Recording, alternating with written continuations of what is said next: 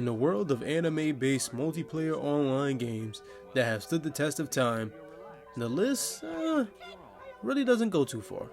Now, in my humble opinion, there is only 3 games, that have stood the test of time as far as the anime multiplayer online experience goes. Now, as a PSA, before I get into this list is not in chronological order. This is once again just my opinion. Take it or leave it. You can leave your opinion down in the comments below. But here we go.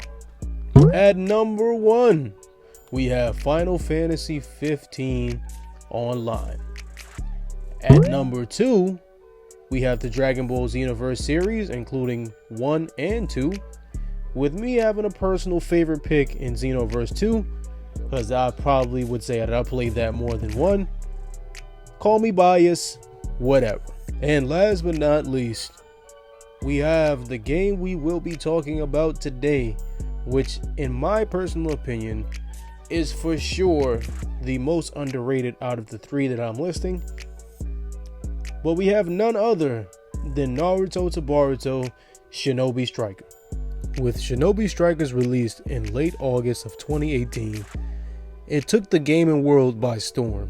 With the help of the great minds at Bandai Namco Productions, Naruto to Boruto Shinobi Striker took a great turn for what a normal Naruto video game would look like. And while the unprecedented run of the original Naruto games of Ultimate Ninja, now leading into what's the still up and running series of Ultimate Ninja Storm, is truly unrivaled, I will admit that. But we can't sit here and say that Shinobi Striker is not a blessing in its own right. Only a few years before the release of this title, there was a continuous cycle between both the Naruto and Dragon Ball Z franchise that were making video games to simply produce the 2D/3D fighting style type of game, which nonetheless was great in their own right, and I would say they still have some replay value to this day. But I don't think I'm alone on that hill when I say that the transition to the level-based RPG kind of style towards the Dragon Ball Z series as well as Naruto series was a great innovative move. And stay with me here, just think about it. We now had not only all of the players and characters that we can possibly use from each of our beloved series of animes, but now we had the option of being able to create and model our own characters any way that we wanted. And then on top of that, we could just couple together and create combinations of different moves and techniques and transformations of each and every character from their respective shows. Now add into that mixture a simple leveling system that achieves a grind or reward aspect to the game, and then also a semi-open world area to where you can now interact with not only randoms that you don't know, of course, on an everyday basis, but then you can also party up with friends and tackle new missions and adventures each and every day, or just repeat the same ones to go after a piece of gear that you wanted, or just a rare item that everybody can get and you probably have to run it 100 times to do it. It's addicting, bruh. And I'm begging somebody, please stop me when I'm telling lies. Now may the church say amen. Now before I go all the way off topic here, put me back on track. Where was I? Okay, yes, Shinobi Striker. This is Shinobi Striker 101 for Dummies. Part 1, Take 1. Action. When you're first starting out on Naruto to Boruto Shinobi Striker and you first boot up the game, you are now met with the character creation. Now these options in character creation range from adjusting simple things such as your gender, hair and body type of your character, all the way down to which voice you would like. After tinkering with the appearance and audio of your character and finally registering a name to this character, you are then sent to the Hidden Leaf Village, or at least a section of it, let me say, to where you are now greeted by Konohamaru. And throughout the early parts of this game, Konohamaru will be acting as guide for you. And with Konohamaru's guidance, and by guidance I mean the waypoints on the map, you are sent around the village to meet the 5 main people that you will speak to in order to access the different features that are within the game. At number 1, we have Tenten with the Ninja Tool Shop. And at this Ninja Tool Shop, you have the ability to be able to utilize the in-game currency of Rio, which you earn in-game, or you can use scrolls, which you can also earn in-game, or you can purchase a specific kind of scroll, which is called Moonlight Scrolls, with your own currency in real life. And each of these things are utilized to be able to rather provide cosmetic gear for your character, or to give you new abilities that you may utilize within gameplay. And later on within the video, I will go more in depth with scroll appraisal, but for now we move on. And for our second person of interest, we have Sakura, who spearheads the inn. And within the inn, say that 3 times fast, you have the 2 options that I like to call C and C.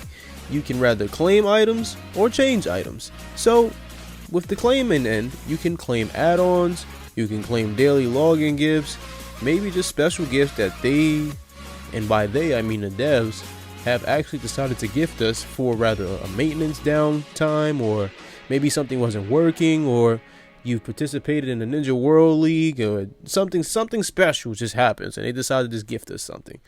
And you can also change your battle equipment for any type that you're using, i.e. from a heal type, range type, defense type, and attack type. But once again, more on that later. But all in all, Sakura is used for simply just claim and change. You can claim items or change items / jutsu for your character. Next up, we have none other than the copy ninja himself, Kakashi Hatake. And for those that don't know, Kakashi Hatake serves as Naruto, Sasuke, and Sakura's teachers within the story. But back to the task at hand, Kakashi serves as the spearhead for the VR ninjutsu arena. And within the VR ninjutsu arena, we will be running these things called VR missions. And the VR missions stem from going through training to learn basic movements and or basic skills that you will need to do to be able to carry out gameplay within this game, all the way from going to D rank, which is the lowest and least difficult bit of missions, all the way up to S rank, which will be those of the highest difficulty, which should be self-explanatory, but hey, you live and you learn. But nevertheless, within these missions, there is a specific task that will be described to you in the best way possible, and you will be guided throughout on the mission's map itself in order to be able to complete it and have the mission accomplished. Now, at the end of each mission, you get a grade based off of your performance. In order to maximize that grade, you have to A, not die, or not die too often or too many times. You have to B, utilize each and every different aspect of what the game has to offer as far as combat is concerned. Then you must C, do it as quickly as possible within the time limit that they give you in the top right hand corner of each mission. All in all, your mission grade at the end actually has all to do with your contribution to the mission's success. Whether that be the amount of damage done to enemies, i.e. the amount of knockdowns you get, or just damage overall, your hit counter and how high it may go within the mission, how much you prioritize the objective to be able to complete the mission, jutsu used, and secret techniques used. Now moving along to the second to last person of interest within this village, we have none other than the subsidiary main character who many people who may have watched the anime or maybe not actually tend to like better than Naruto himself. We have none other than, drumroll please, Sasuke Uchiha of the Uchiha clan. And he is the spearhead for the ninjutsu library. And within the ninjutsu library, we have these people called VR masters, which are not exactly playable characters within game, which actually is a lie. I'm sorry. You can play these characters within game. You can actually have them take the place of your created character if you choose to, especially in the beginning as you unlock them as your VR master. And within the VR master system, you literally just have rankings that you have to move the master up after you set them as to be your master in order to unlock each and every move within that character's move set in order to be able to utilize it within game for your character. And no, it doesn't stop there. Along with unlocking new ninjutsus as well as secret techniques from each and every master, you can also find yourself gaining new accessories or just items overall to be able to utilize for your character in game. All including but not limited to the hair type of the master that you're studying under, rather the outfit that they actually wear in the main storyline, or my favorite part of it, which is odd enough, but you know, I love that they give you a title with certain masters that you can take up and rock because you're a complete nerd and completionist. And before you ask, yes, the titles are visible by other players that come and inspect your player card or player data as it's called in this game. Now last but certainly not least, our favorite of the hour, the main man himself, the troubled child of the leaf turned Hokage. None other than Naruto Uzumaki, ladies and gentlemen. And brother Naruto here, his purpose remains as the person that introduces you to the Hokage estate. And the Hokage estate is our final boss level for this game. And why I call it the final boss level is because it is where the real action happens. Yes, you learn different things about your character, what you like and what you don't like, as far as jutsu, cosmetics, whatever the case may be. Just running through the storyline, you do not get to see the true test of your skill level as well as what you are using for your character until you step into that Hokage estate and you are now playing other players and what they built with their character. And within this estate, you have 4 different ways in which you can indulge in PvP. You have regular quick match, which involves 4 different match types and the only 4 match types that are available within the game of flag battle, base battle, combat battle, and barrier battle. Then you have the Ninja World League, which is a lot more serious and provides a lot more rewards if you rank up and work your way to the top. And normally this particular game mode only identifies itself by carrying 2 different match types within it. I'd normally see it with base battle and combat battle, or it can sometimes include flag battle and combat battle, or flag battle and base battle. Someone correct me if I'm wrong. But for the most part, all I've seen is the rotation of flag battle, base battle, and combat battle, with the interchange of 2 of them being available between those 3. I've never really seen barrier battle included within a match type for Ninja World League, but nonetheless, we move on. We have the survival exercise, which is more of a free-for-all, where there's 6 different players and you can all brawl it out to see who comes out on top. And now it has like a set score within it to where you have to get a certain amount of kills within that game mode in order to be able to win. Then you have Ninja World's Hero Festival, which is actually very interesting because instead of battling with your created character, you are now battling with the VR master you are currently training under. And remember when I told you guys you can fight to get to the top of Ninja World League? You can also do the same thing as well in Ninja World Hero Festival. In both of those game modes, they not only have a leaderboard system to show who is the #1 top ranked ninja in each of those game modes, you also have a reward list for every time you move up in rank within the game modes. Whether it be a cosmetic, whether it be a new jutsu, whether it be a new accessory, whatever the case may be. It is all just in good fun and able to help you build your character for the future. And of course, the best part about it, it creates a little nice competition to be able to get some bragging rights. So no matter if your goal is to be the top ranked ninja in Ninja World League as well as Ninja World Hero Festival, or you just want to just have fun and enjoy your time, and maybe if you go up the ranks, so be it, you'll always be rewarded handsomely. And now that we have the basics covered, I think it's time for me to get more into the logistics of the game, as far as the combat system, leveling, and DLC. But first on that list, let's talk about some combat. Now in the reveal trailer for this game, there was a specific language that the producers used in order to tout this game as a acrobatic 3D fighting style type of game. Now that, coupled in with the ninja class, or as described in this game, the ninja types, that creates an interesting dynamic for different battles. But as for the controls, first and foremost within combat, you have the light and strong attack of whatever weapon that you're using, or for whatever class, or better yet ninja type. Then you have your 2 ninjutsus to be able to use at any point in time, as long as they're not on what is called cooldown from you using them beforehand, to prevent spam. You have your secret technique, which needs to be charged all the way up with a blue gauge that is circled around it, and once it is fully charged, it will light up and will have like a weird glow to it that will allow you to understand that it is ready for use.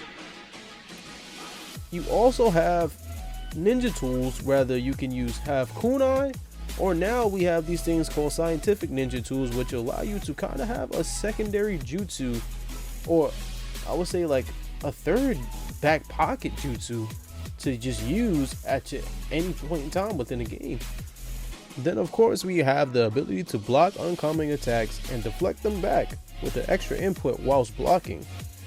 And then we also have the ability to, whilst we're getting hit, use one of our substitution jutsus, which actually can be switched around as well based off of your liking, and which you may want to be able to add rather for effect and aesthetic, or for a true game changer as far as what it can do to the person that's attacking you. Now this last control is really for traversal movement, but it can definitely be very helpful within combat, just in case maybe you get knocked off a high area to where you can drop and fall to your death pretty much, or maybe you just have to bridge a gap because you then jumped and use your dash mid-air in order to be able to cover more ground, but you're still not to the next platform as of yet, and it's just a wire kunai. And then using this, it serves as a sort of zip line just to move to the next surface that you may need to get to in order to not die, or you just want to get to be able to move to another area and get to the next set of enemies. Either way, this is a perfect addition in order to be able to add some traversal effects. Now for the last but yet most important aspect of the combat system, we have the 4 different ninja types that you can actually switch to and or just have created for your character. We have the attack type, the range type, defense type, and heal type. And to go along with these combat types, which are directly related to your character that you have created, you actually have combat types within your VR masters that you would train under as well. Normally you can see which type the VR master that you're looking to train under is associated with, rather A, before you purchase them, or B, even after you purchase them, if it may still not be clear because you may have just blindly purchased it because it was a character that you liked. You can actually go and see a reward info once you go to the VR masters once you go to Sasuke and a ninjutsu library, press triangle or Y based off, or whatever your function is or control for, to pull up the reward info. Press that and then you will see the different things that you unlock, and normally there's a certain level that you have to get the VR master to in order to unlock them to be utilized rather in the Ninja World Hero Festival, or just in missions if you just want to just play as them instead of playing as your created character. And normally right next to that unlock, you will witness that there is an icon right next to the reward info on that particular level to unlock the Ninja Master, which will identify which type they will be associated with. And with breaking down each combat type even further, we start with the attack type. The attack type is the close range demigod, i.e. the person that you call in to go do all the brawling and warring for close range, knocking mothers out and causing nothing but pure carnage from their close range effects. Next up we have the range type class, which are pretty much your sharpshooters for the lack of a better words, who are responsible for sniping people, whilst not only the attack type will be in the mix, but the range type will be in the mix as well, from about medium to long range. And don't get it confused, they can actually still fight close range as well, but it's just that medium to long range is where they are most likely to excel. Now the range type actually requires a bit more technicality than just the mashing that you can utilize for close range fighters of the attack type. But don't get it confused, the range type has very much of spammy capabilities, but I believe they are less, and this is just my opinion of course, I believe they are less functional than those of somebody that can be an attack type and really just pretty much mash and knuckle up with anybody. And before all the attack types for Shinobi Striker get in the comment section and get butthurt, I actually enjoy the attack type class the best out of each type in this game. And no, I am not saying that the attack type takes no skill, but what I am saying is that the attack type is not necessarily the most skillful type in the game, for sure, to where like you really need to know completely exactly what you're doing in order to be successful in different situations. But moving along, we have now one of my second favorite types to utilize in the game, the defense type. The defense type is pretty much your Gara, or for those that need it more in layman terms, think of the Avengers. You can think of Captain America with his shield and his ability to do damage, but he's more so considered the protector / guardian of the group, to where he is great if you really need him to do damage, but that's not what his main purpose is. And I will say that the defense type, in my opinion, has another layer of technicality to it that the range type or the attack type does not as well. Because the defense type now requires that you also keep your teammates as well as yourself safe in a lot of different situations where the damage output by the enemy may be detrimental. And now for the final type on this list, we have, in my opinion, the most technical of them all, in the heal type. Now, this heal type has, for the lack of better words, until DLC has came out, has been pretty dog shit. But at the same time, I would say heal type is for sure getting all the love it deserves as of now. And I would say for the near future, the heal type is going to continue to improve. But nonetheless, here we go. Heal type. Of course, it's in the name pretty much that the heal type is meant for keeping the team alive along with the defense type.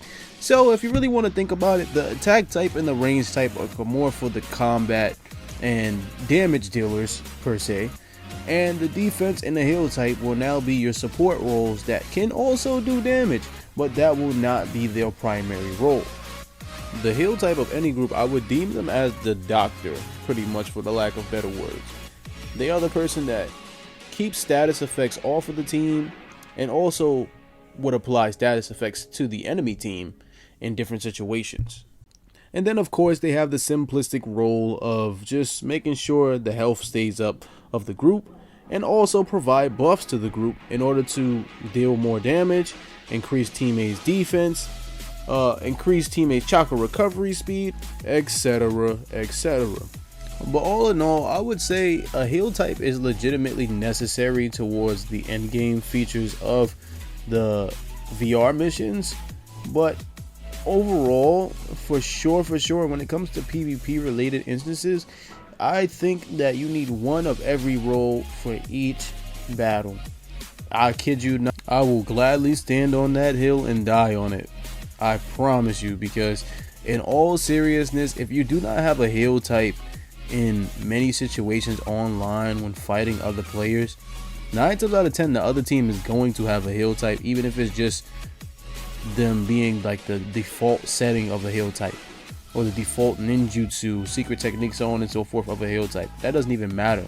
What will happen is your team will be sitting there getting knocked out whilst their team is getting healed up 9 times out of 10 in the midst of fights, and you're just wondering why it's taking so long to kill the enemy team.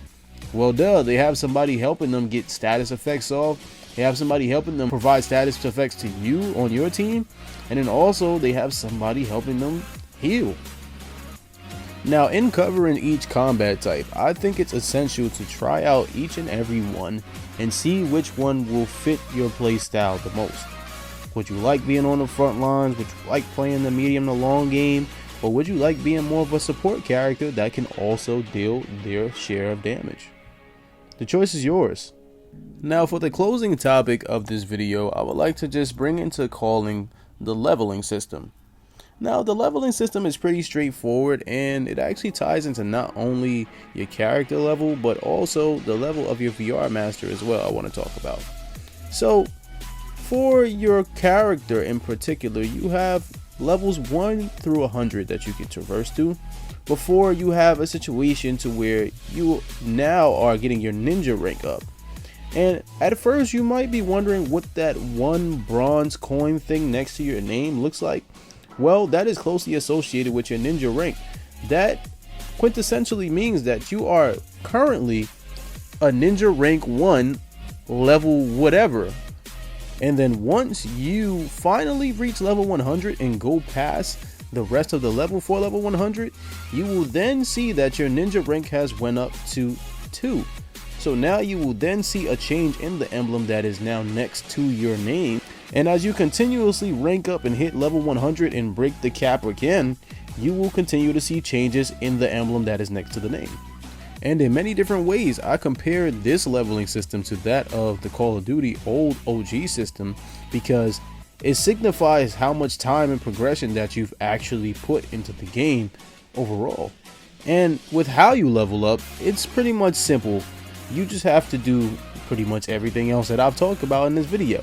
You have to conduct VR missions, increase your score as much as possible within those VR missions, or even fight online. You can fight online from day 1, minute 1 of you being in the game and completing all your training. Actually, my bad. I will take that back and say that once you complete all of your training, you will then have access to everything that is PvP related, and then you can finally enjoy you some good old-fashioned high-octane competition. And in rather completing these VR missions as well as completing any match, in rather it's quick match or Ninja World League, whatever your pick is, whatever your cup of tea is, go ahead and make it. But at the same time, we have not only your level being increased for your character, we now have your VR master's level going up. And in most cases, my personal preference, if there is not a boost event of some kind going on to where the level increase is a lot more boosted up, for lack of better words, but if that is not the case, I will gladly take the idea of utilizing quick match and or Ninja World League to be able to just fight in there, get as high of a grade as possible. Because the funny part about PvP is that even if you're getting completely slaughtered as a team, if you're doing well individually, even if you get a low grade, even all the way down to like a C, D, or E, if you got a lot of points, it will still add up and be very beneficial to not only your character's level, but your VR master's level. And with the VR master, you pretty much have 10 levels to go. You have 10 levels. You get the first 5 levels to where you not only unlock the master, but you unlock jutsus for them as well as the secret technique on that 5th level. After you get past that breakthrough of that 5th level, you now have the next 5, which are pretty much all accessory slash costume based, or maybe even weapon based, to where you can utilize something that is from that character and that is particularly unique to that character. But once you reach that level cap for the VR master, I would not recommend keeping them on because there's no longer anything else that you can utilize them for. Unless you just want to put that VR master on in order to run the Ninja World Hero Festival.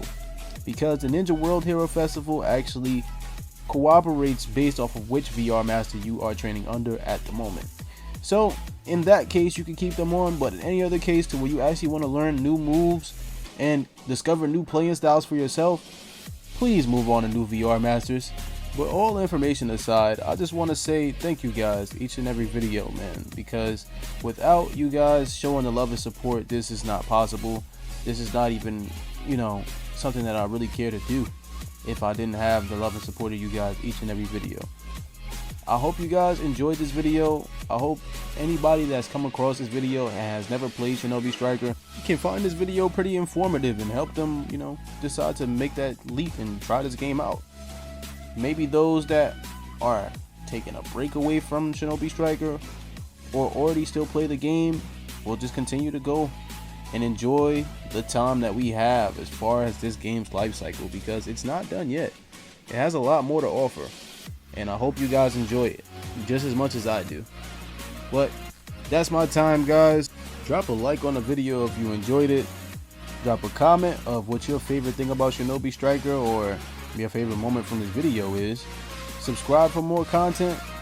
And oh yeah, before I get out of here, the Twitch link will be down in the description so that you can see me play this live. One love, y'all. I'm out of here. Peace.